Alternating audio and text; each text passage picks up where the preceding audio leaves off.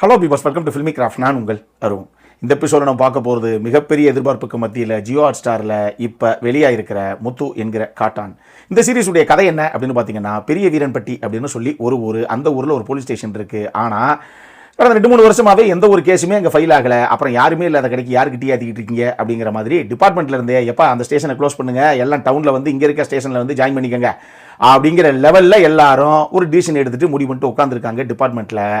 இந்த ஸ்டேஷனில் தான் ஆக்சுவலி எஸ்ஐயாக வந்து ஜாயின் பண்ணுறாப்புல முத்துக்குமார். அந்த ஸ்டேஷனில் ஏற்கனவே சிங்கம்புலி, வடிவேல் முருகன் அப்படிங்கிற மாதிரி ஒரு சில பேர்லாம் அங்கே கான்ஸ்டபிளாக அங்கே இருந்துக்கிட்டு இருக்காங்க.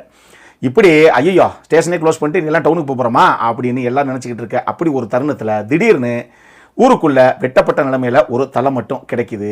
இப்போ இந்த ஸ்டேஷனில் எஸ்ஐயாக இருக்கக்கூடிய முத்துக்குமார் இந்த கேஸை கையில் எடுத்து யார் கொலைகாரன், எதுக்காக இந்த கொலையை பண்ணேன் அப்படிங்கிறத நம்ம கண்டுபிடிக்கணுங்கிறதுக்காக அவர் சிங்கம்புலியோடு சேர்ந்து களத்தில் இறங்க போக, இதுக்கப்புறம் இந்த கதையில் நம்மளே எதிர்பார்க்காம அடுத்தடுத்து நடந்த சுவாரஸ்யம் இல்லாத சம்பவங்கள் தான் இந்த சீரீஸுடைய மொத்த கதையே.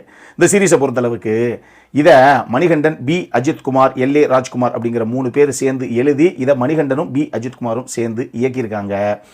இது ஜியோ ஹாட் ஸ்டாரில் அடுத்து ஒரு படமோ ஒரு சீரீஸோ வெளியாக போகுது அப்படிங்கும்போதே நமக்கு ஒரு மரண பீதியாகத்தான் செய்யுது. அந்த மாதிரி ஒரு சம்பவமாகத்தான் இதுவும் இருக்குதுன்னு வச்சுக்கோங்களேன். பட் இருந்தாலும் பொழப்பு அப்படின்னு வந்துருச்சு. உயிர் பையன்லாம் பார்த்தா நடக்குமா, தைரியமாக என்னென்னு இறங்கி தான் பார்த்துருவோம் அப்படின்னு சொல்லி தான் பார்த்தேன் இந்த சீரீஸை. கிட்டத்தட்ட மொத்தமாக 10 எபிசோடு. இது டோட்டலாக ஓவராலாக ரன்னிங் டியூரேஷன் அப்படின்னு பார்த்தீங்கன்னா கிட்டத்தட்ட 5 மணி நேரம் 18 நிமிஷம் ஓடுது. இதை மைண்டில் வச்சுக்கோங்க. கதையின் நாயகனாக விஜய் சேதுபதி, அதுவும் ஒரு கிராமத்து கதாபாத்திரம்.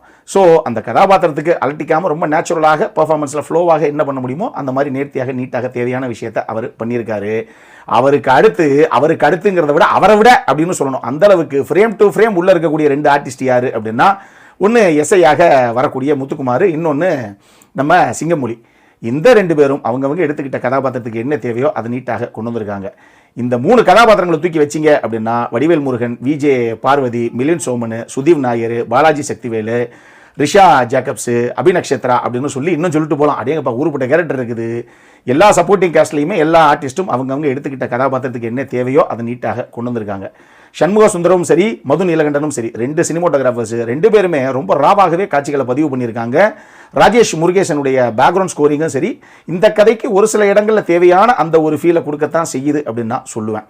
சரி, இந்த சீரீஸுடைய பிரச்சனை என்ன அப்படின்னு கேட்டிங்கன்னா, முதல்ல இதனுடைய லென்த்து தான். கிட்டத்தட்ட 10 எபிசோடாக இவங்க பண்ணியிருக்காங்க. ஆக்சுவலாக இந்த கதை சொல்லப்பட்ட வியத்தையே பார்த்தீங்க அப்படின்னா, பொதுவாக சீரீஸ் அப்படிங்கிறத நீங்கள் நரேட் பண்ணும்போது இப்போ 10 எபிசோடு இருக்குது அப்படின்னா, ஒரு எபிசோடுடைய கிளைமேக்ஸ்லையுமே நம்ம எதிர்பார்க்காத ஒரு ஜெர்க்கு கொடுக்குற மாதிரி ஒரு ட்விஸ்ட்டு இல்லை ஒரு சர்ப்ரைசிங் எலமெண்ட்டு அப்படிங்கிறது எதையாவது ஒன்று வச்சா தான் ஐயோ இப்படி ஆகி போச்சே, அப்போ அடுத்த எபிசோடு என்ன ஆக போதோ அப்படின்னு சொல்லி அடுத்த எபிசோடுக்குள்ளேயே நம்ம போவோம். ஆனால் இவங்களுடைய மேக்கிங்கை பார்க்கும்போது இந்த கதை சொல்லப்பட்ட விதத்தில் இது இவங்க சீரியஸாக பிளான் பண்ணி எடுத்துக்க மாட்டாங்களோ, நேரம் படமாக எடுத்துருப்பாங்களோ, என்னங்க எடுத்து முடிச்சு பார்த்தா ஃபைனல் ஃபுட்டேஜ் கிட்டத்தட்ட 5 மணி நேரத்துக்கு மேலே போகுது. சேர் ரைட்டு 30 நிமிஷம் அப்படின்னு சொல்லி ஈக்குவலாக பிரித்து விட்டு 10 எபிசோடாக விட்டுருங்க அப்படிங்கிற மாதிரி தான் இருக்கே தவிர, எந்த ஒரு எபிசோடையும் 7வது எபிசோடை தவிர அதிகபட்சம் 7, 9 இந்த 2 எபிசோடை தவிர மற்ற எபிசோட்ஸ்லாம் பெருசாக இது முடியும் போது பயங்கரமாக ஏதோ ஒரு விஷயம் அடுத்த எபிசோடில் இருக்க போகுது அப்படிங்கிற அந்த எதிர்பார்ப்பு, அந்த கியூரியாசிட்டியை நமக்குள்ளே விட்ட மாதிரியே எனக்கு ஒரு ஃபீல் இல்லை. இதுதான் முக்கியமான பிரச்சனை. இதனால தான் அது மாட்டுக்கு ஓடுதுங்க அப்படிங்கிற அளவுக்கு பயங்கர லென்த்தாக தெரியுது இந்த சீரீஸ்.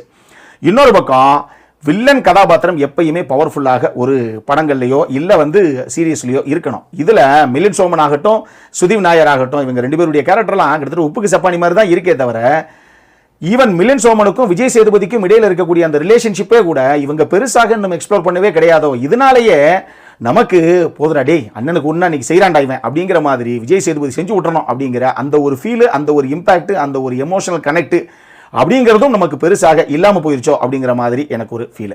இதை தாண்டி இந்த கதையவே இவங்க கம்ப்ளீட்டாக நான் லீனியராகத்தான் நரேட் பண்ணி வச்சுருக்காங்க. 2017 அப்படிங்கிறாங்க, அப்புறம் 1997ங்கிறாங்க, 2005ங்கிறாங்க, 2000ங்கிறாங்க, 2012ங்கிறாங்கன்னு மாறி மாறி மாறி மாறி இந்த கதையை சொல்கிறது வந்து பிரச்சனை கிடையாது. ஆனால் ஒரு 2 எபிசோடுக்கு ஒரு தடவை மாறுது அந்த டைம் லைனு, இல்லை ஒரு எபிசோடுக்கு ஒரு தடவை மாறிச்சுன்னா கூட பரவாயில்ல. இவங்க ஒரு எபிசோடுக்குள்ளேயே 2 தடவை 3 தடவை மாற்றிக்கிறாங்க டைம் லைனை. இதனாலேயே பல இடங்களில் ரொம்ப கிளம்சி பண்ணிட்டாங்களோ அப்படிங்கிற மாதிரியும் எனக்கு ஒரு ஃபீல் வரத்தான் செஞ்சது. இதையும் தாண்டி ஒரு கிரைம் சீனு போலீஸ் டிபார்ட்மெண்ட் ஒரு கிரைம் சீனுக்கு உள்ள வந்து அந்த கேஸை கையில் எடுக்கிறாங்க அப்படின்னா முதல்ல அந்த கிரைம் சீனை கண்டாமினேட் பண்ணக்கூடாது அப்படிங்கிறதுல தெளிவாக இருப்பாங்க. ஏன்னா அங்கே பல எவிடன்ஸ் இருக்கலாம், ஃபிங்கர் பிரிண்ட்ஸ் இருக்கலாம். ஏன் இந்த கதையிலேயே கூட அங்கே பிளட் இருக்கும், ஒரு சில விஷயங்கள் அங்கே கிடக்கும், டயர் மார்க்ஸ் இருக்கும். இந்த மாதிரி டிஎன்ஏ சாம்பிள்ஸ் எடுக்கிறதுக்கான பல விஷயங்கள், சாத்தியக்கூறுகள் அந்த கிரைம் சீன்லேயே இருக்கும். ஆனாலும் முத்துக்குமார் ஃபோட்டோ மட்டும் எடுத்துகிட்டு போயிடுவாப்ல. ஈவன் மோப்பனாயெல்லாம் வந்து பல விஷயங்களை கண்டுபிடிக்குமே தவிர ஃபாரன்சிக் டீம் மட்டும் உள்ளே வந்திருக்காது சீனுக்குள்ளே. ஃபாரன்சிக் டீமே வராத ஒரு கதையை இப்போ தான் நான் பார்க்குறேன். அதுவும் ஒரு கிரைம் சீனை இவங்க எப்படி ஹேண்டில் பண்ணாங்க அப்படிங்கிற விதத்தை. ஏன்னா அந்த தலையை தூக்கி ஒரு பூந்தி டப்பாக்குள்ளே வச்சு ஜாலியாக இவங்க மாட்டுக்கு ஹாஸ்பிட்டலுக்கு கொண்டு போயிட்டு டாக்டர் எடுத்துகிட்டு போங்க ஸ்டேஷனுக்கு அப்படின்ட்டாருன்னு சொல்லி நேரம் ஸ்டேஷன் தூக்கிட்டு வந்துருவாங்க. அந்த மாதிரி என்னங்க இது இப்படி இருக்குது அப்படிங்கிற மாதிரியும் எனக்கு ஒரு சில இடங்களில் தோணுச்சு. இதெல்லாம் தாண்டி இவங்க இந்த கதையை எங்கே ஆரம்பித்தாங்களோ இதை முடிக்கும்போது இன்னும் ப்ராப்பராக கன்வின்சிங்காக இவங்க கன்க்ளூட் பண்ணியிருக்கலாம். எல்லா விஷயங்களையும் யூகங்களின் அடிப்படையில் நீங்களே ஒரு விஷயத்தையும் வச்சு புரிஞ்சுக்கங்க. நான் லீனியராக பல விஷயங்களை நாங்கள் சொல்லியிருக்கோம். எல்லா பசில்ஸையும் சேர்த்து நீங்களே செட் அவுட் பண்ணி இதுதான் ஓகே நடந்திருக்கும் அப்படின்னு நீங்களே புரிஞ்சுக்கங்க அப்படிங்கிற மாதிரி தான் ஒரு கதையை இவங்க விட்டுருக்காங்க. அதை இவங்களே கூட இன்னும் கொஞ்சம் ப்ராப்பராக கன்வின்சிங்காக கன்க்ளூட் பண்ணியிருக்கலாம் அப்படிங்கிற மாதிரி ஒரு ஃபீல் எனக்கு வந்தது. மொத்தமாக இந்த சீரிஸ் எப்படி இருக்குது அப்படின்னு கேட்டிங்கன்னா இதை பார்க்காதும் உங்களுடைய பொறுமையின் அளவை பொறுத்து தான் இருக்குது. நம்மளை பொறுத்தளவுக்கு ஒரு ஆவரேஜான வாட்ச் தான் இந்த முத்து என்கிற காட்டான். அடல் காண்டை பொறுத்தளவுக்கு இது ஒரு A certified series. Physical intimacy சீன்ஸும் உள்ளே இருக்குது. ப்ரொஃபானிட்டி வார்த்தை பிரயோகங்கள், ப்ரொஃபானிட்டி இஷ்யூஸும் நிறைய இருக்குது. ஸோ மைண்டில் வச்சுக்கோங்க. இது இப்போ ஜியோ ஹாட்ஸ்டாரில் அவைலபிளாக இருக்குது. அப்புறம் என்ன, இதே மாதிரி இன்னொரு வீடியோவோட அடுத்த முறை உங்களை சந்திக்கிற வரைக்கும் இட்ஸ் அருண் சைனிங் ஆஃப்.